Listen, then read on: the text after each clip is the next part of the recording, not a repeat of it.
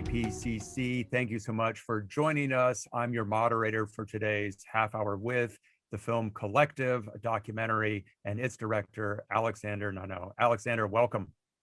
Hi, John. Thank you very much for having me. Before we start talking about your movie, let's take a look at a clip from your film. Sure. Băi, am prins. Vă comunicăm oficial. Ia, supraset. Vorbim despre supraset. E de 10 ori. Și sunt exact substanțele pe care le folosesc doctorii în sala de operație. Astea au fost la spitalele de la Colectiv. La Sfântul Ioan și la Pantelimon și la Arși și le-au donat ei. Unde nu erau, s-au dus să le doneze.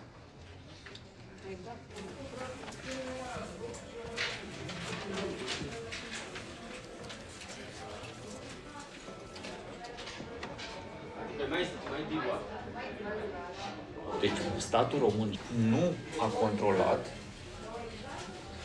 siguranța cetățenilor săi până la a lăsa pe un, nu știm ce este, nebun, criminal, abar n-am. Gând a fost să facem analiza. Eu nu m-am gândit la altceva. Bă, trebuie să facem analiza, să vedem să vezi dacă ceea ce e pe etichetă coincide cu ceea ce e în bidon. Și statul nu se gândește măcar o singură dată să verifice. Să face asta, așa. Să-l verifice pe nebun, mai ales când știe că a pus mâna pe toate spitalele. Mă, odată să verifici pe ăsta care a umplut spitalele cu substanțele lui.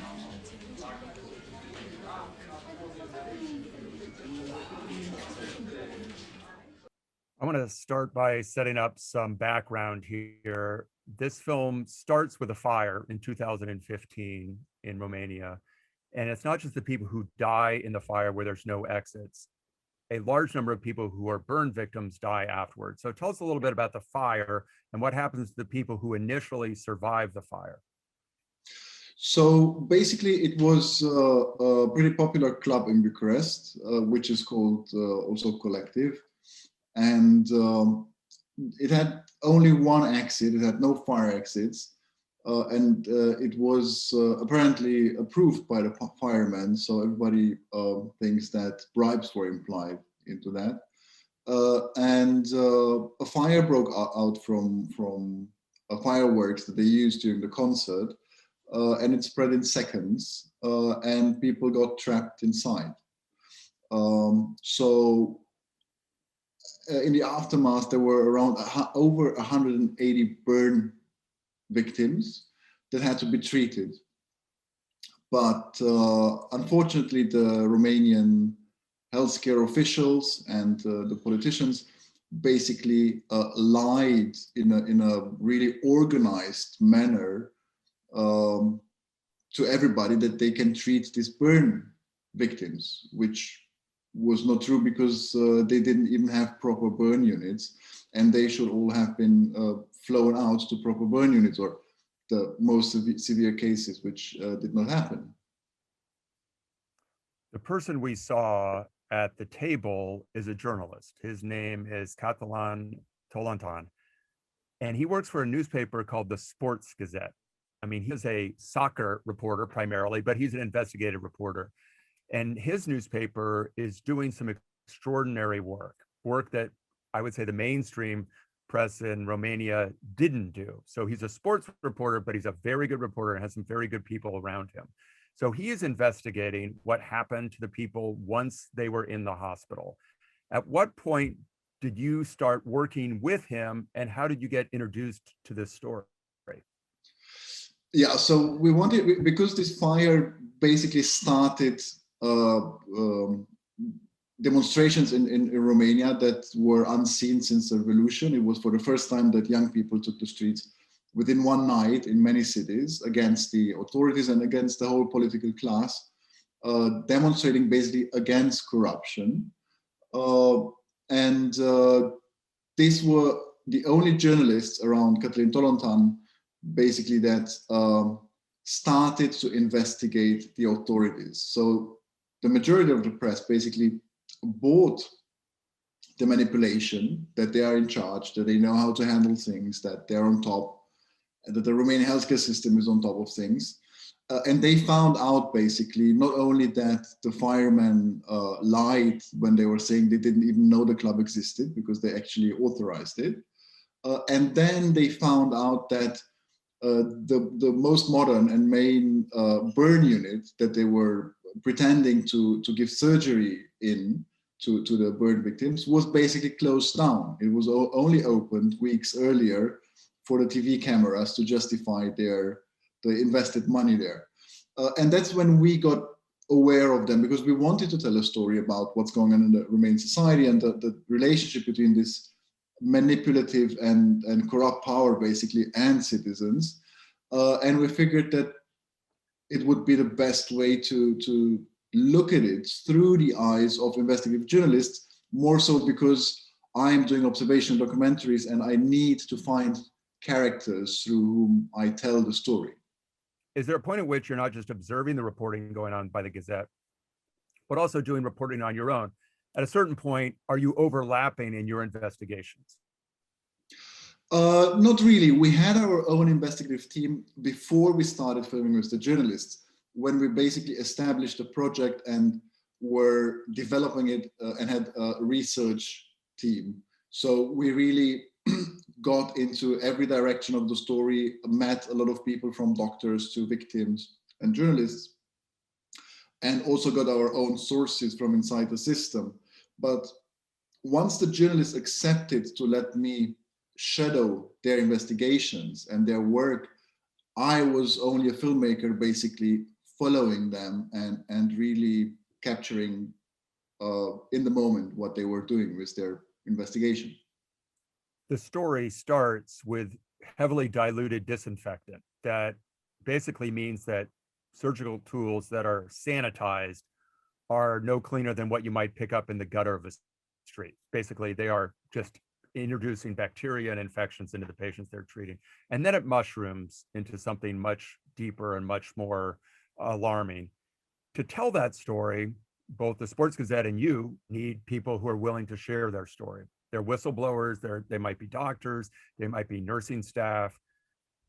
How difficult is it, both for the Sports Gazette and for you, to get these people to come forward? Because it's one thing to be an anonymous source. It's another thing to appear on camera, knowing that the government is, at the beginning, really trying to suppress all these voices and I guess really threaten dissenters.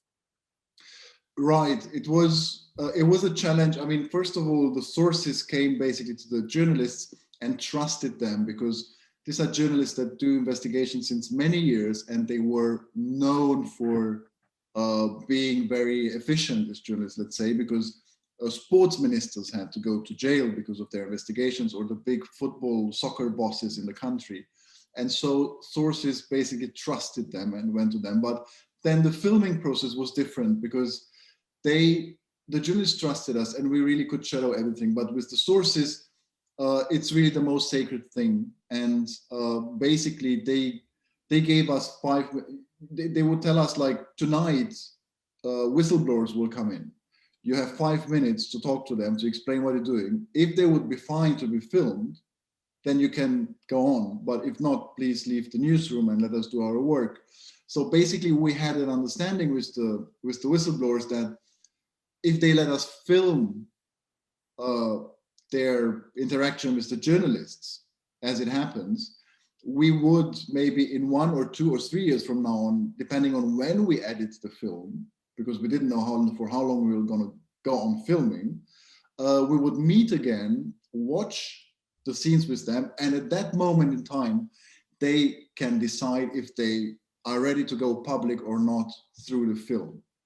So we worked basically towards an unknown, because we didn't know if we can edit the film the way we thought is the best way to do it. Fortunately, all these sources, which were all women, were as courageous as they were when we first met them, and were fine to be included in the film. I'm going to talk about somebody else who lets you observe his professional life in a moment. But before we do that, I want to set this story in the context of Romania. Romania is a country that has a troubled history, especially under Nicolae Ceausescu through 1989. If you visit Romania, there's tens of thousands of feral dogs because Ceausescu plowed thousands of buildings in part to build the Palace of Parliament. They're like a tangible sign of the corruption that preceded that followed his reign. But right now, Romania is in a very interesting position. It is bordered by Bulgaria, Ukraine, Hungary, Serbia, and Moldova. And it also seems to occupy this strange place kind of in the EU and in Eastern and Southeastern Europe. So why is the story of Romania relevant to the rest of Europe and maybe even the rest of the world right now? Because as you say, it's a young democracy. It's only 30 years old, the democracy, basically. But it is also, since 2007, a proper democracy, since it is also a country of the European Union.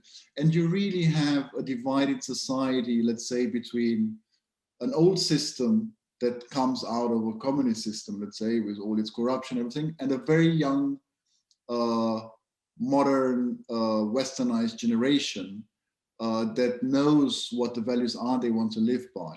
And so you really have a country where you can see how the different forces in a society are at work. And the populism that comes basically out of the old generation is really, if 10 years ago we thought that these countries like Romania would become more like the Western countries, today we know that the Western countries basically resemble more these countries, and politicians in the West learned much more from these systems and how to violate democracies than vice versa. So I think it's representative for most of the even old democracy right now. There is a phrase attributed to the 19th century British politician Lord Acton, who said, "Absolute power corrupts absolutely." And that seems to be a case study here, not just as the highest levels of government, but the managers who are running these hospitals who don't really have any expertise in health or public health or medicine, but are political appointments. So before we start talking about what's happening inside the hospitals, the system seems really open to corruption because these people are not accountable to anybody except their political peers and the people who are putting them in these positions of power where they control enormous amounts of money that they can direct pretty much any way they want.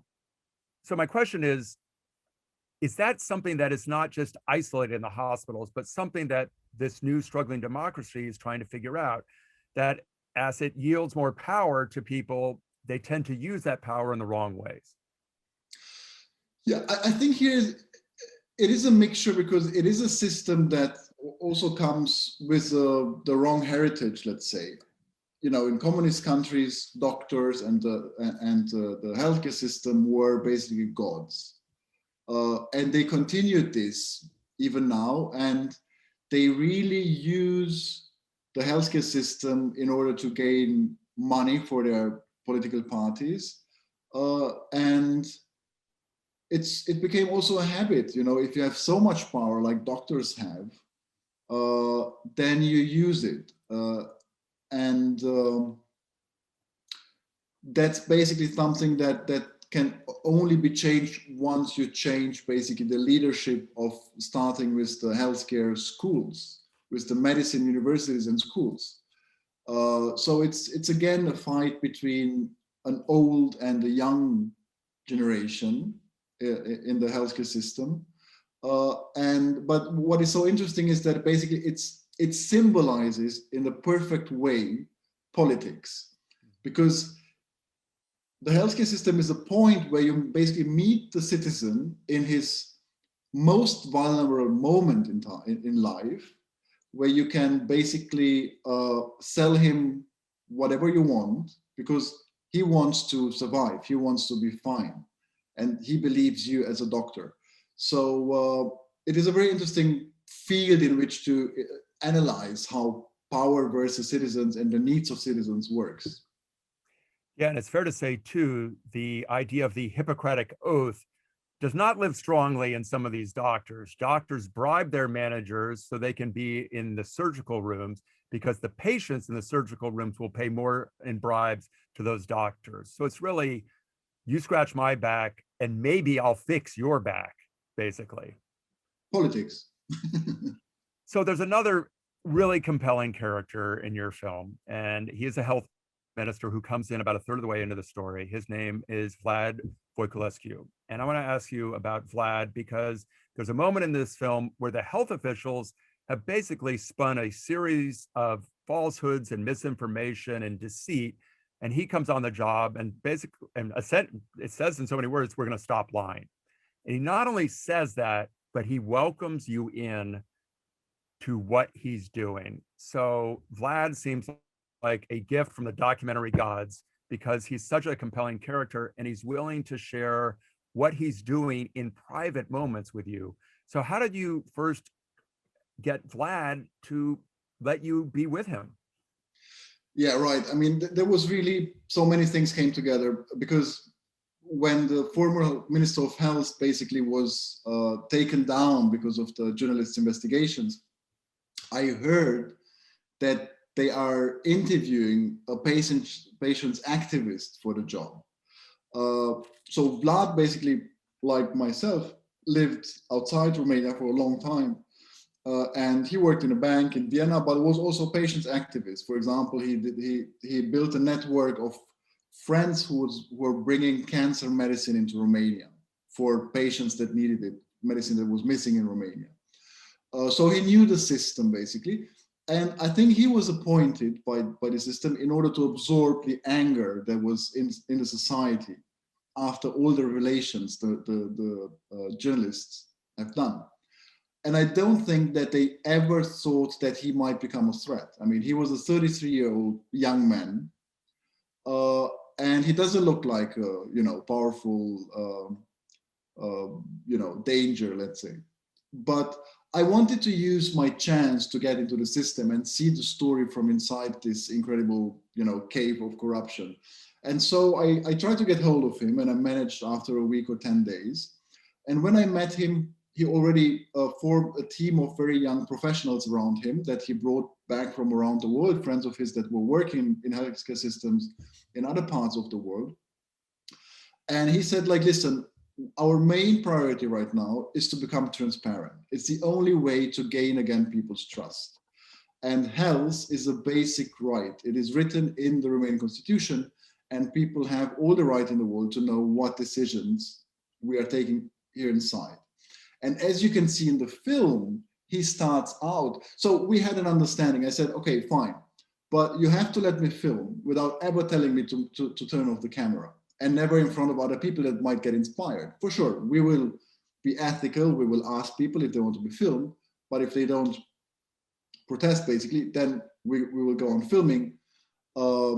And that's what he stuck to, and that's what made it possible to film everything.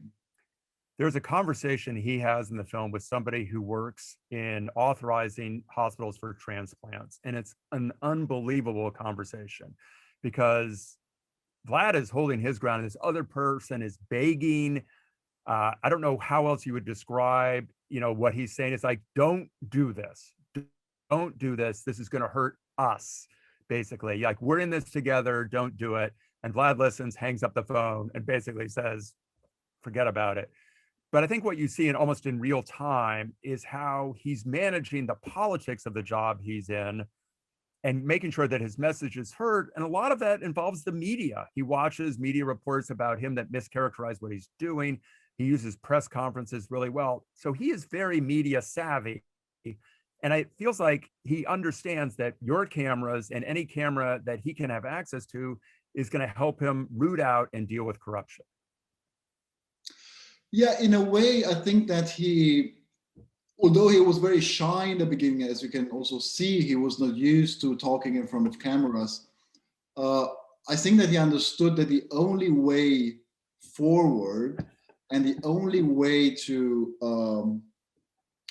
make people understand also all the lies and the attacks he was under by the system once he said that he wants to change it and to reform it in a way, is to be open to the press.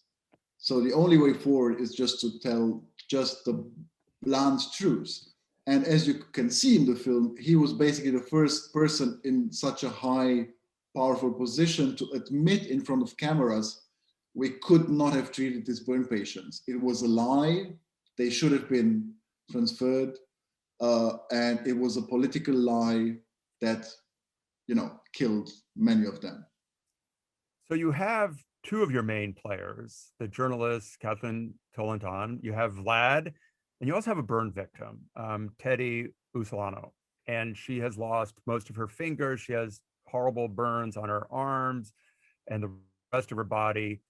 And she is a very important part of this story because she's willing to show you not only what she's going through in rehabilitation, she's also an activist, but also she uses her body for art and for photography to remind people of what's happening. So she seems to be almost an equally essential leg to this three-stool chair you're building.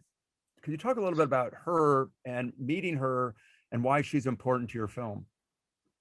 Yeah, I think for me, basically, she represents all victims of this fire that were basically refused the proper care.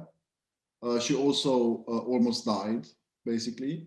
And we also hear from the whistleblower, from the doctor, the source number 0, basically, in the whole story. We hear how she's saying that even in the hospital, they are covering the burn victims, just not to see them suffering. And Teddy, for me, is really the cinematic character in this story, because she says what cinema says, basically. Cinema for me is about identification, and we want to identify with people that try to see who they are, or understand basically who they are. And through them, we as viewers understand who we are. And in this case, I think Teddy is somebody who says, like, people did evil to us, killed my friends, mutilated me, but I will not let this poison myself. I know who I am, and I have no problem to show you how I look now on the outside, but I know who I am on the inside, and I will not let you make out of me what you want, what the evil people want. And so I think the strength that she's showing is also such a challenge for us, people that do not go through so much pain, because we basically imagine if somebody would do these things to us, also with the parents of Alex Hoxha, who's the boy in the story, we imagine that we would want revenge, we could not get over it, and Teddy, in a way, says, I don't want revenge. I just want you to know that I know who I am, and I know who you are. And she's also saying, don't look away. Look at me. Look at what has happened to me. And your film does that in two specific instances. I want to talk about them.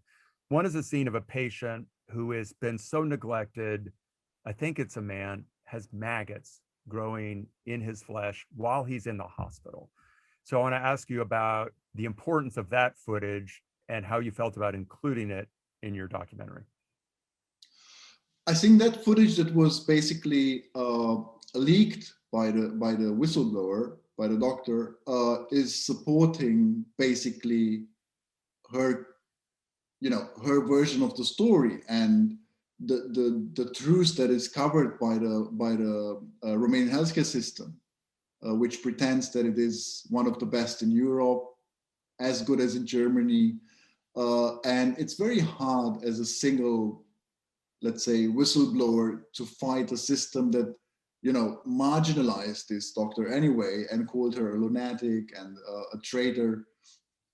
And I think that footage is important in order to understand that what she's saying is the truth.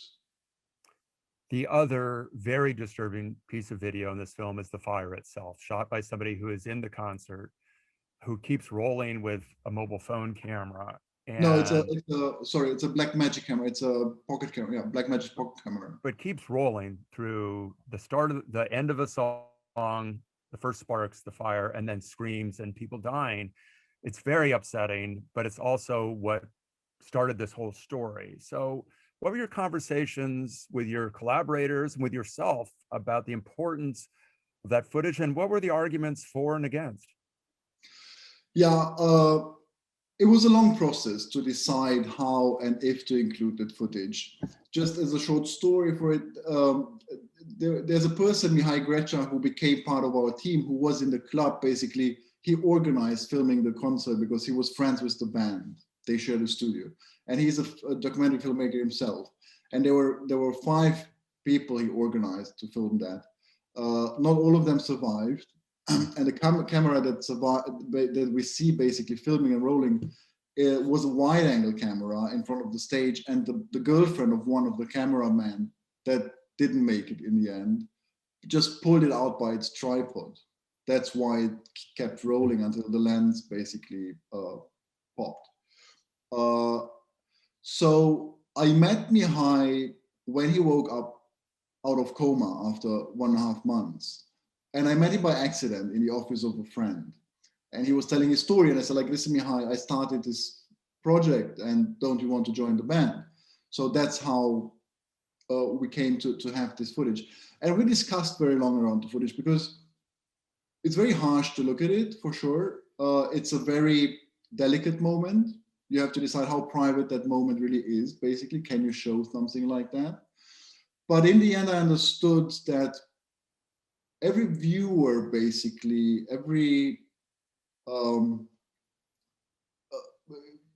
in the audience has to understand that it can be his own life that is changing from literally from 1 second to the other.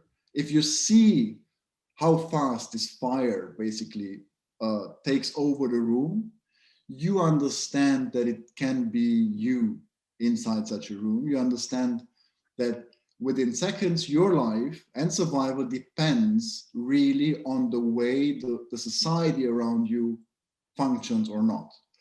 And so we decided to put it in, and then basically when the pandemic hit us all, for me, it became in a way also a metaphor for the pandemic that really came over us. We did, you know, it came so fast that we didn't realize it, and we all became dependent on our government and the way they handle the pandemic, and more so in the States, where you know very well how many people. I think the New York Times published today. Well, we're almost at 500,000. Yeah, so 500,000 people, and we know today that if the former administration would have addressed this crisis and would not have lied, and we know that they knew, because we know from Mr. Trump's discussion with Bob Woodward that he knew what is coming and kept on lying. We know that maybe half of these people could have survived. I want to ask you one last question, and I think we've laid out many reasons why everybody needs to go watch this movie if they haven't seen it. It's a very important film, not just for Romania, but for documentary films and for accountability. And this is something that the journalist in the story is asked in a talk show. He's asked, what is the goal of your reporting? And he says there's no final goal in this profession. Do you agree? And yes. If there's a goal for this documentary, how would you define it? Yeah, so in terms of journalism, I think he's right. There's no final goal. There's only the daily need to try exactly what he says. I'm citing what he's saying, to make people understand more or better the forces that shape their lives. And I think that's also, in a way, what I was looking for when I started the film. I could never imagine what it will turn out to be in the beginning. When we just decided to shadow the journalists, we could never imagine that. And I think the goal is very similar. I wanted to understand, first of all, how press works, how information of quality is produced, basically, and what the responsibility on the shoulder of journalists is before they release any information into a world that is flooded by fake news. But for sure, I could never imagine that we would witness day by day, with a tension that I never felt before, a real life thriller with corruption at the highest levels of politics, secret services, suicides of main suspects, and so forth. I mean, it became basically as if watching, you know, the big journalist films about journalism, The Third Man, and the war film together. And even though this film shows a lot of things are wrong in Romania, Romania did nominate your documentary for Best International Feature in the Academy Awards. So I want to thank our friends at Magnolia Pictures and Participant, and especially for Alexander, not only for making this film, but for talking with us today. Alexander, thank you so much. Thank you, John.